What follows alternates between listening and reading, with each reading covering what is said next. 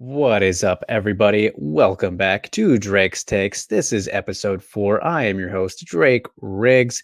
It is May 28th, 2021. Time to get into some good old MMA topics from around the globe a bit.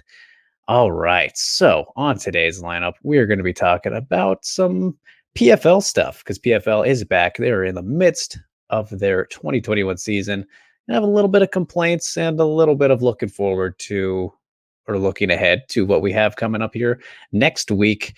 And after PFL stuff, we're going to be talking about Invicta's return, which controversy, unfortunately, will be the main main focus for the Invicta talk on today's episode.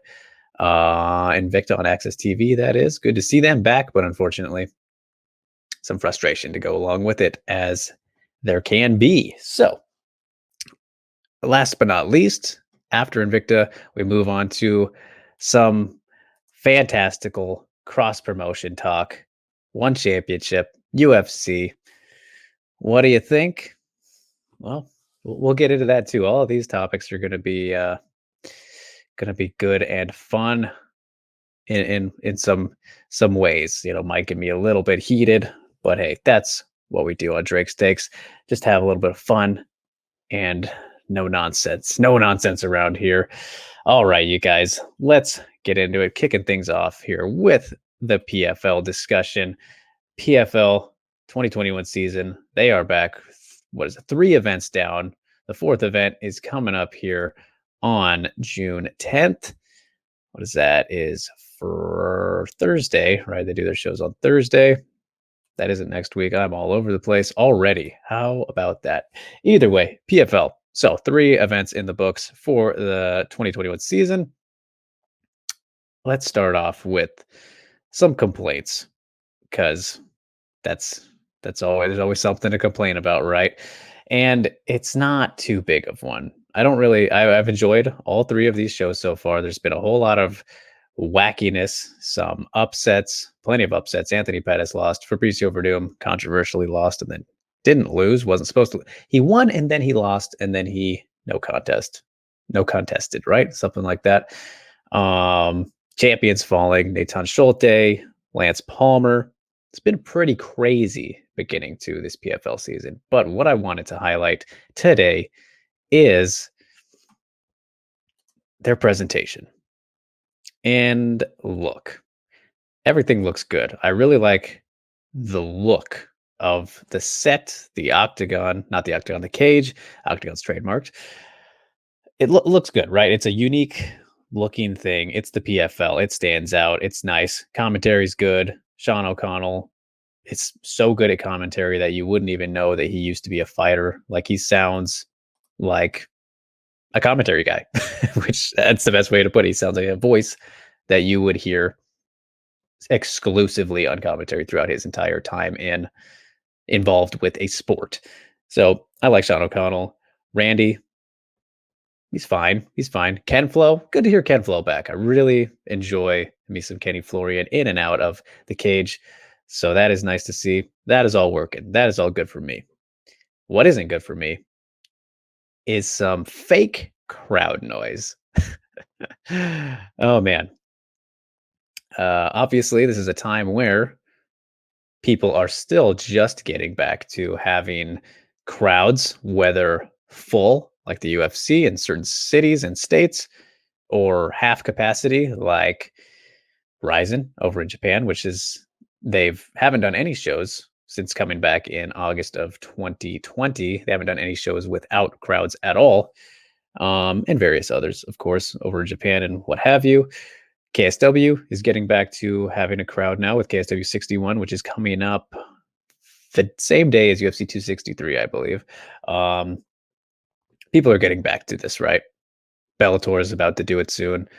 PFL, not quite there yet, as they're holding all of their shows over at the Ocean Casino Resort, Atlantic City, New Jersey.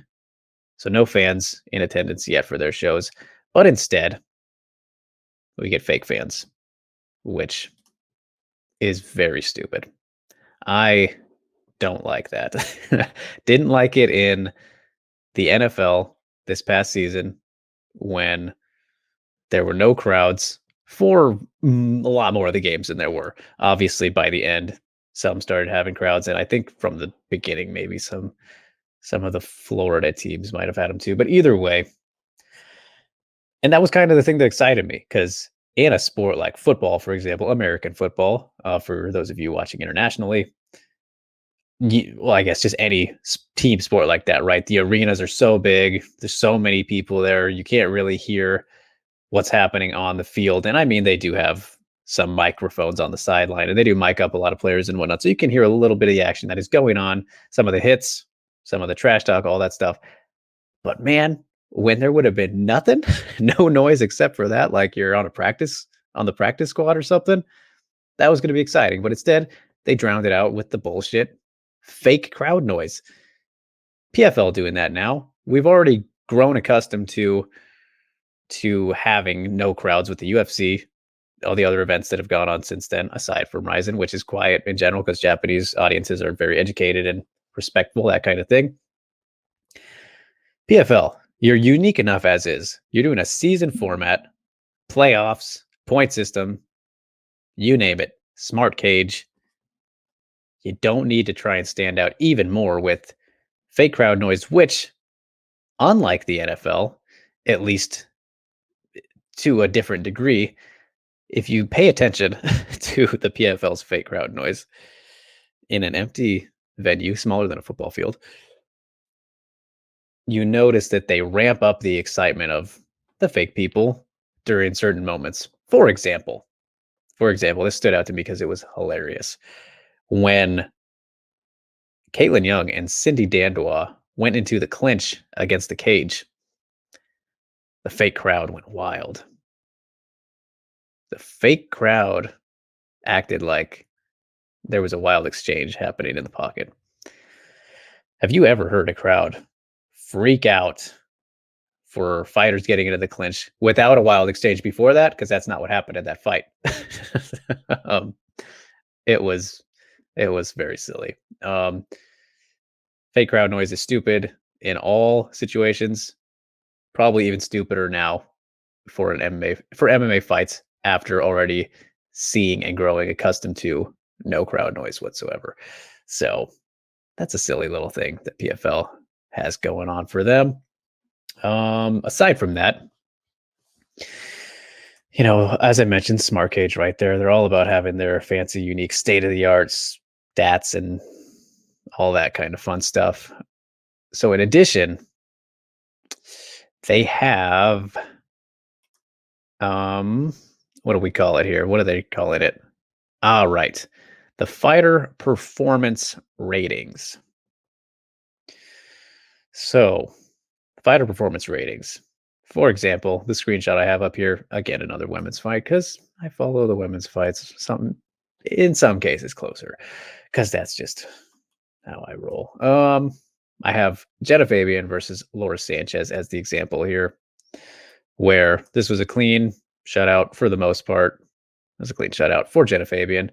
And the fighter performance ratings, maximum of 100 points you can get in between for a round, which doesn't make sense when you kind of look at the numbers. 55 to 21, for example, Fabian to Sanchez in the first round. So they're all 50s essentially for Jenna Fabian, and then 41 is the highest for Sanchez in the last round, but she's got a 19 and 21 prior to that. Point is, what the hell does this mean? And I'm pretty sure that they tried to explain it, but here's the problem. You're already doing something so unique. The compared to MMA in general, right? Like I said, season format, point system with wins, all that, playoffs, yada yada, you name it. You already got this locked down. Now you're overcomplicating things with this kind of thing. It's already complicated enough for the casual fan, I think. You have to explain it every single time, as you should when you're doing something to this degree of uniqueness. When you throw in something like an imaginary quite frankly, bullshit fighter performance rating system, which is essentially just a tactic to sway viewers into which direction they feel a decision should go. That's not helping anybody, and not what we need when there's enough confusion as is, not only for a casual, let's say, UFC viewer going to the PFL, but when people don't even know how to score fights in general, whether it's fans or judges. And that would be a perfect segue right here. But of course, got to end it a little bit properly to the next topic. It's too much. It's too much. They're trying a little bit too hard with this legitimately fantasy rating system, which is just not needed. If you're going to do anything like that, explain your own scores. For example, kind of like Bellator, Big John McCarthy, who literally helped make up the rules and officiating, scoring, all that kind of sense stuff. Excuse me. And he doesn't even. They're not very consistent with that either. He won't even do it round by round sometimes, which is, I don't know what that's about. But if you're going to do something, I think that's the least complicated way to do it. It's too much. People like simple. PFL is cool. It's different already. Don't need to go overboard. Don't need fake people making noise. But they're not making noise because they're not real. It's stupid. Other than that, everything's great. I don't want to sound like I'm shitting on them hard. These are definitely nitpicks.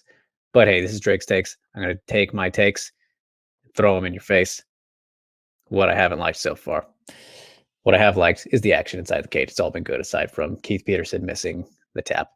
All right. So with that in mind, PFL 4 of 2021 is coming up here.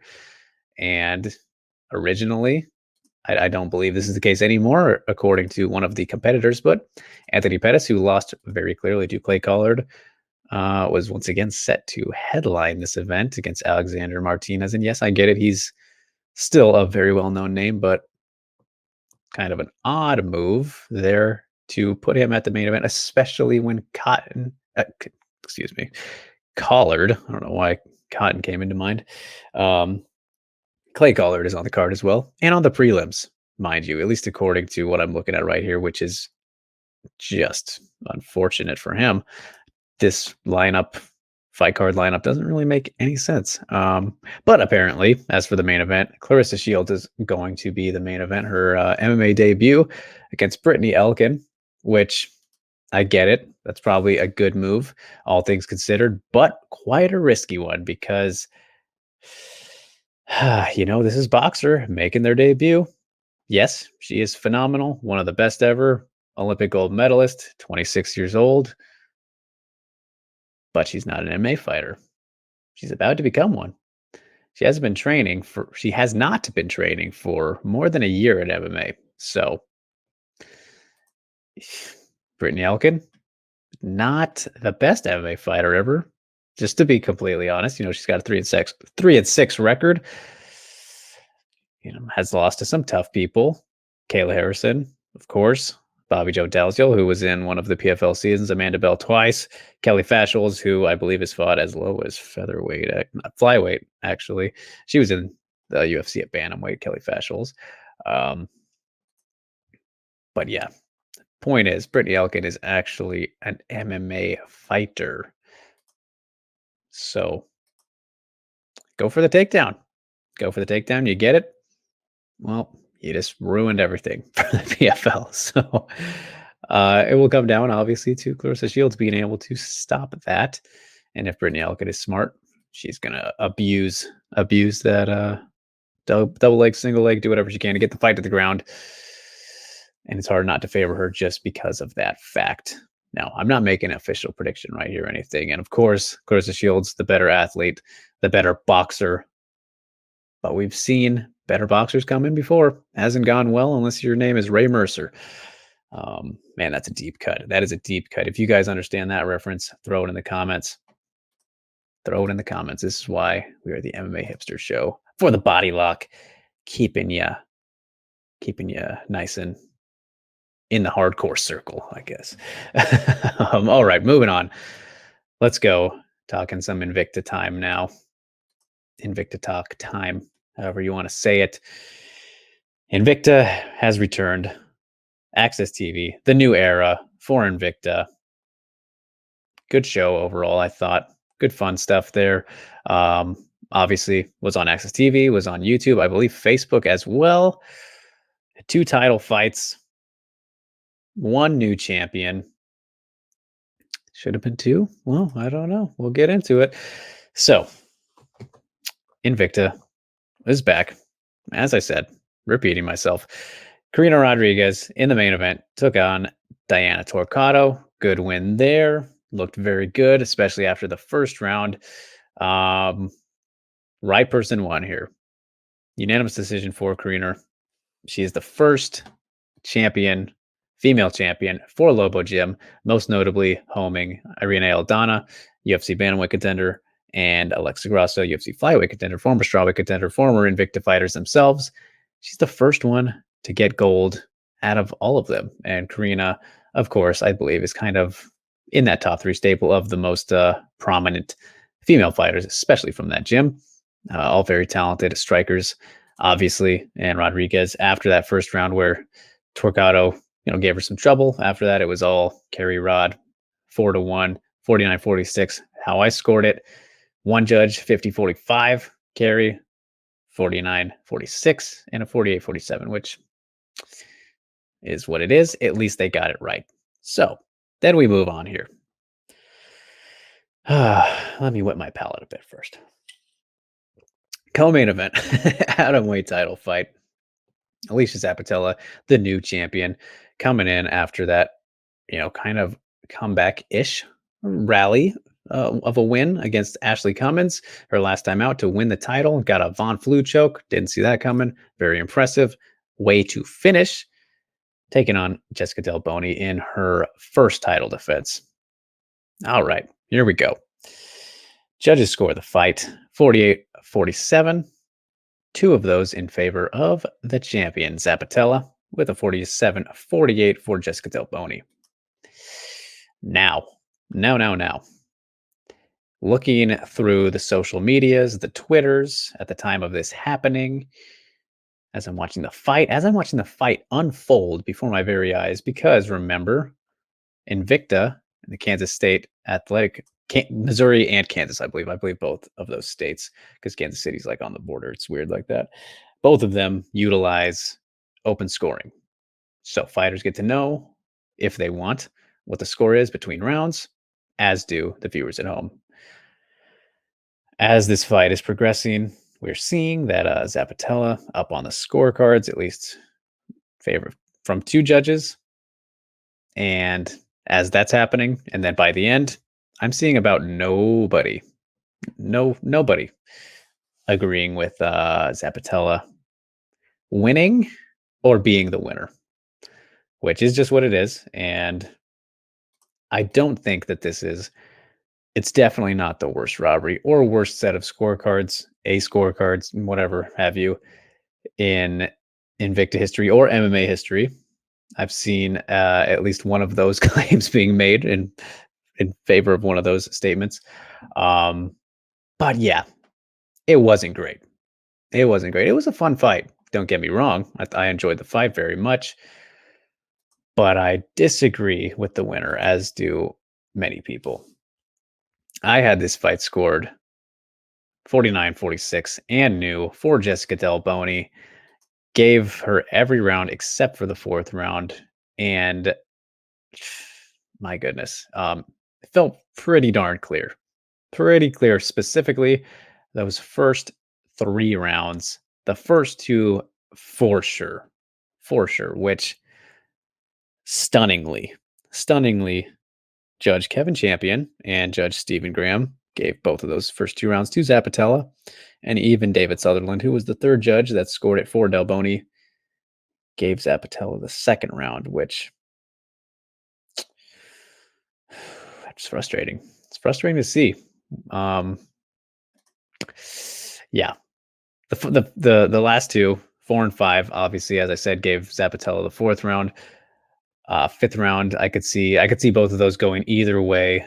But even then, by that end of that fight, Del Boni was just, racking up the leg kick points, putting the damage on that lead leg from Zapatella, and just being more effective with her shots consistently throughout the entirety of each round of this entire fight. Takedown defense was on point. Zapatella's a strong wrestler. We knew she needed to get it there. Sprawled on it several a time. Just was having no luck.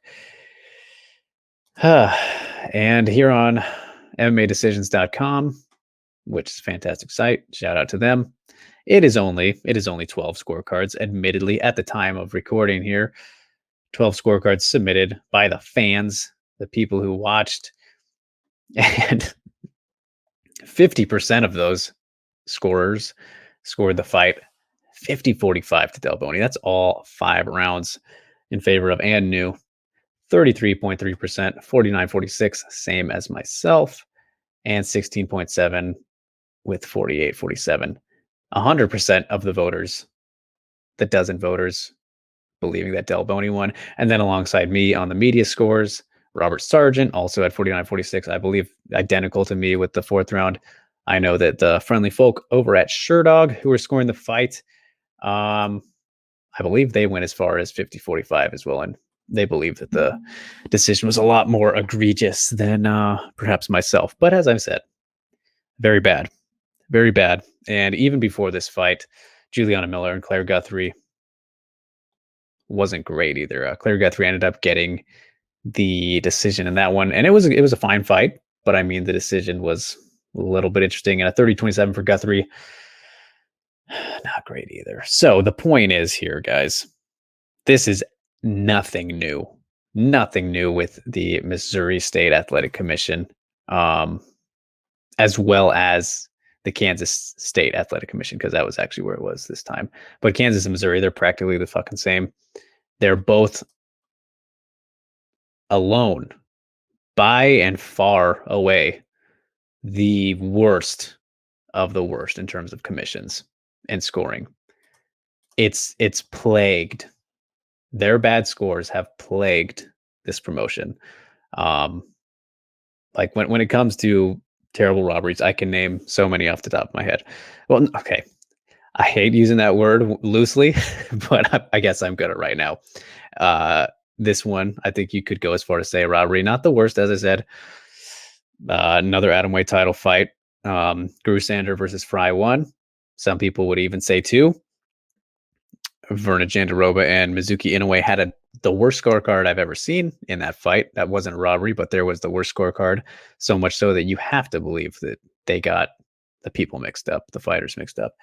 Deanna Bennett has had multiple robberies in Invicta in favor of her. I believe it was Katja Kankampa's last fight as well was one of them. That was terrible. I mean, the list goes on and on and on. The weirdness with Tanya Evinger and Yana Kunitskaya in the first fight wasn't a scoring thing, but bad. Mike England is not a good referee. Yeah. Celine Haga and Amy Montenegro, weirdness there. I don't know if I would say that was a plaguing of terrible officiating kind of stuff, but it's just so ingrained in the history of this promotion, Invicta, and it's very unfortunate because it derails, and not derails, but changes the trajectory so drastically of a fighter. It can, especially somebody like Jessica Del Boni, who should have won the fight, and now she said earlier this week that she's going to be participating in the Atomweight One Night Phoenix Series tournament taking place in a couple weeks, just so she can try and get back to a title fight that she shouldn't have to be getting back to in the first place. Now, you can point fingers at the promotion for not just giving her an instant rematch, and allowing her to do that, but I don't know. It's just, you feel frustrated for these people, and they're probably feeling a whole lot more frustrated. So that's the thing, is this just boils down to Invicta needs to, it's great to have a home base. It really is, but you have to get out of these states terribly. Like this needs to change. It's bad. You can't keep having this happen to these fighters. Um, and thankfully, from the sounds of it, obviously this is the new era of Invicta on Access TV. This was Invicta on Access One, not Invicta FC 44, despite it being the 44th event that wasn't a Phoenix Series tournament. They're going to keep those separate because when I spoke to Shannon Knapp, she informed me, and I believe it's public knowledge now. If not, I apologize. But the plan going forward is to have a roughly 20 to 22 events a year for Invicta going forward, a part of this new deal, which is a significantly a larger amount than they have been doing in the past. Um, and the hope also is to move around a bit. When that's easier to do, or maybe even move around to some states and do no crowd events there too, which would be better than this. Then because you're avoiding this, so that would be fine. But in a perfect world, Invicta is going to bounce around a lot more, which is great to see. You love to hear that and have more shows, all that kind of thing. It just sucks. It really sucks when so frequently, at least I dare say, almost say, at least every event, there's a decision that you're like, I don't know about that one. And that should not be the case. That should not ever be the case. So, yeah, that is that. That is that. Great to have Invicta back, though, nonetheless, but not great to have these not so great commissions back. So, all right, you guys, going to close things out here with some good old fun ONE Championship cross promotion talk. Or I should just say cross promotion talk in general is fun, but this one's a little bit interesting as it can be with ONE Championship involved. But all right, here we are. Chatri Sityodtong, the founder of ONE Championship, as most of you will know, recently came out and said, and this is probably something that could have flown over a lot of people's heads, which is understandable, but posted this little graphic of himself sitting in a chair, looking like a boss, has his suit on, collar's all popped and open, just how he's rolling, The Apprentice has got that going on for him. But he posted this post that says, with a picture attached to it, "Here is my answer to one of the most commonly asked questions by fans in Asia. ONE versus UFC, champion versus champion, East versus West. Who wants to see it? Fire emoji, fire emoji, fire emoji." Had to say all three of them there. Hashtag we are ONE. And then the picture is the picture of him, as I described there, in the chair, looking like a boss man, quoting him saying, "I definitely would welcome a ONE versus UFC mega event." A mega event, not just a fight, but an entire event. And then in the background, hysterically in the background, it is pictures, two frames of Adriano Moraes, new or still, excuse me, the flyweight champion of ONE, knocking out Demetrius Johnson. First the knee, and then the punches on the ground. That'll get Dana to agree to that. But why this is kind of funny and noteworthy to point out is because, well, one, we know UFC would never do this, despite having collaborated the trade for Demetrius versus for Ben Askren. UFC would never do it. We'll get into why. And ONE Championship probably wouldn't do it either. Sure, of course, Chatri and them are gonna say that they would do it, but just from the knowledge that I have, I know for a fact that they have agreed to not work with some people in the past already. So that is what that is. And to work with the biggest promotion, if they're most likely to work with any one of them, of course it would be that one, because they'll get the sweet rub no matter what. People will be exposed to their fighters, and that's exactly why the UFC wouldn't do it, risking the possibility of their fighters losing and, you know, giving people exposure that they don't need to. Just doesn't make sense for them. So, of course, this is a thing that people that aren't the UFC will continually bring up, which is fine. But it's just kind of funnier in this case when, it's, I don't know how much of a secret it is, but, one is pretty exclusively trying to do the same thing as Asia's promotion, right? I think we kind of know this. So, yeah, it would be amazing to see a ONE versus UFC mega event, but it's never going to happen. So there's that. It's uh it's just all kind of posturing, right? Of course, especially easy to say after Adriano Moraes knocks out one of, if not the greatest fighter of all time, depending on where you stand on that. So I don't know. I don't know. But while we're here to talk positively, because that is always important, and what I do like to do to be positive, a lot of negativity on the show. I feel kind of bad now. I honestly do, because I prefer to spread positivity, but just pointing out things that maybe need to be pointed out a little bit. Uh, what ONE versus UFC fights would you guys most like to see? I want to hear that in the comments below. Please share which ones you think would be the best, who would win them, and what have you. Off the top of my head here, I did not prepare a list, but when I look at it, he says champion versus champion. So let's play specifically with that.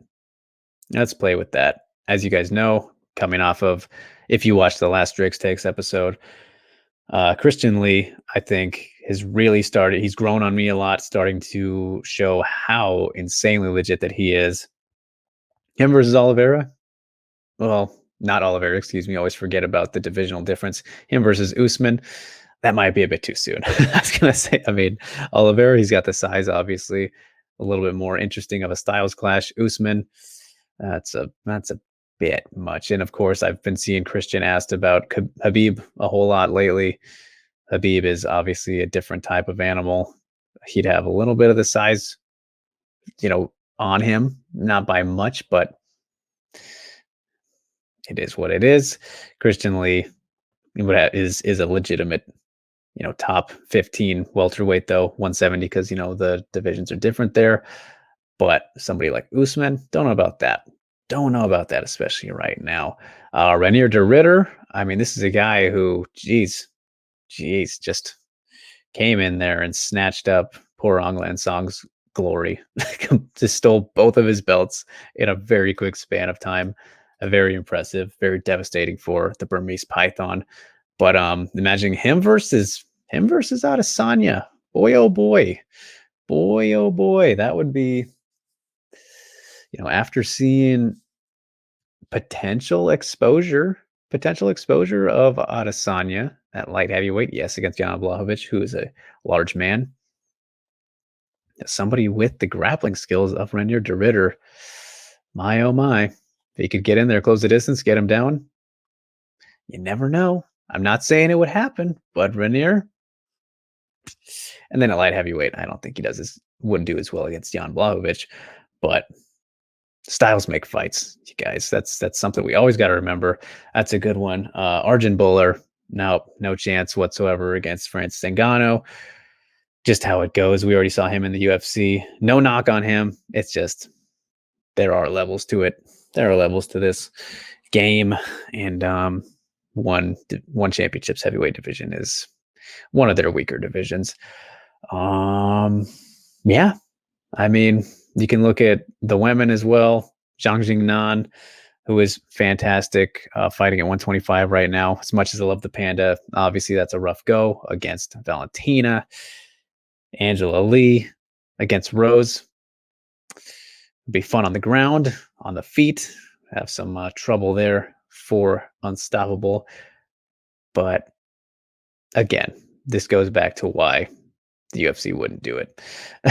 Kind of just unnecessary shine for the other party. But of course, that's what we all want. We want to see the absolute best from around the world fighting each other, not really locked down to one promotion, if possible. And that's kind of one of the things that we've seen talked about a lot more lately, is how the nicer thing sometimes about boxing is how people get to float around more and we get to see fantasy super fights kind of unfold, or not always, but maybe a bit more than in MMA, when you know it's some might say monopolized. It's in a way. uh Never getting to see Fedor in the UFC, multiple reasons for that. Things like that. And even Fedor versus Randy Couture, which I don't think, I think that was supposed to be Affliction, right? I mean, can't remember everything, you guys, but it would be great, and for things to be a little bit more free flowing, but it's just not the world we're living in at this moment in 2021. Of course, there are some promotions who do it, which is great to see. Bellator and Ryzen, as you all know already, and can't wait till they can get back to doing that in more normal of circumstances. But hey, here we are. This is what we're working with. So I think that'll about do it, you guys. Didn't want to go too long today. Very exhausted here at the end of May. Been a hell of a month. And we got more big things coming up. So stay tuned, of course, to the Body Lock right here. Like, share, and subscribe. Tell a friend to tell a friend to tell another friend and tell that friend to tell every single one of his friends. Just changing it up on Ant Walker's way of throwing it down at the end here. But thank you so much for tuning in, you guys. I'd love to hear what you would think about the topics we talked about today. If you have suggestions for things you want to cover going forward in the future, always open to them. Drop them in the comments below. Let me know. Always available for chatting whenever. If you got something you want to talk about, whether here or in the DMs, you can hit me at Drake Riggs_ on Twitter. And, support the good people and what we're doing here at the Body Lock. Appreciate you guys greatly.